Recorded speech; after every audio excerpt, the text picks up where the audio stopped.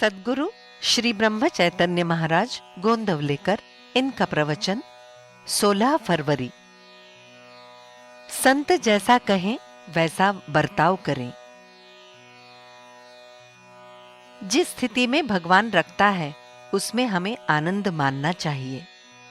गृहस्थी में जो दुख आता है उससे दुखी नहीं होना चाहिए। हम सब जीवन में, समाज में बर्ताव करते हैं, तब कभी ये सोचते हैं कि मेरे हिस्से में कितना आया है। हम हमेशा मेरा मेरा कहते हैं। दुख का असली कारण यही है कि प्राप्त करने और कराने की लालसा बढ़ती रहती है। ये लालसा कम करने का एकमात्र उपाय है भगवान का अखंड नामस्मरण करना। मैं भगवान का ही हूं, अपना नहीं हूं, ये भावना रखकर बर्ताव करना चाहिए। भगवान के प्रति तल्लीन हो जाने को ही धर्म मानना चाहिए। जग को धोखा मत दो और उससे धोखा मत खाओ। जो नामस्मरण में तल्लीन हो जाता है वही सत्संगति में रहता है। व्यवसाय और शौक के अनुसार हम किसी की संगति में आते हैं। मन और नामस्मरण की संगति जोड़ देनी चाहिए। मालिक के साथ रहने वाला कुत्ता निडर होकर भौंकता है, वैसे हमें भगवान के सहारे रहना चाहिए, लेकिन भौंकना नहीं चाहिए। हमेशा नम्रता से बर्ताव करना चाहिए। मैं साधना करता हूं, ये भूल जाना चाहिए। उसके बारे में अभिमान करने का मतलब है साधना को अपवित्र करना। काम में ध्यान रखकर सबसे प्रेम का बर्ताव करना चाहिए। नारी देवर या सास ससुर का आदर करती है, क्यों? अपने पति को खुश रखने के लिए।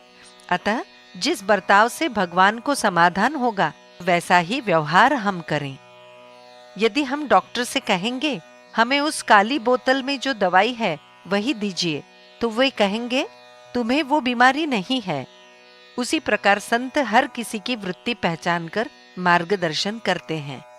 इसीलिए संतों के सहवास में रहकर वे जैसा कहेंगे वैसा बर्ताव हमें करना चाहिए।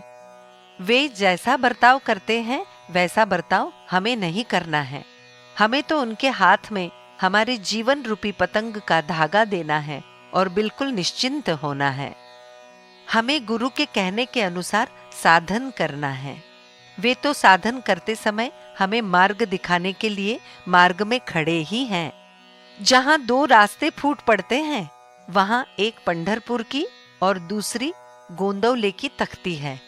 उसी प्रकार साधन में रहकर जहां दो रास्ते फूट पड़ते हैं वहां तक हम आ जाएं, वहां गुरु खड़े हैं ही।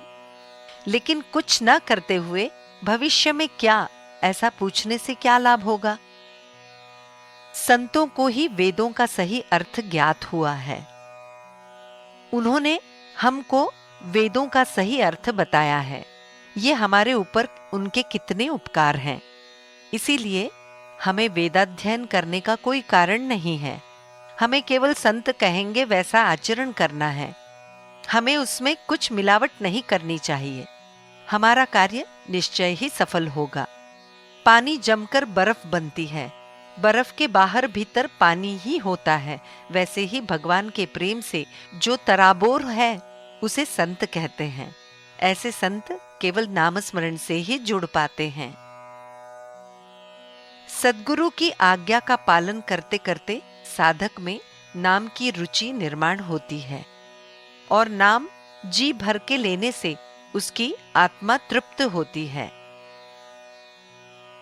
जानकी जीवन स्मरण जय जय राम।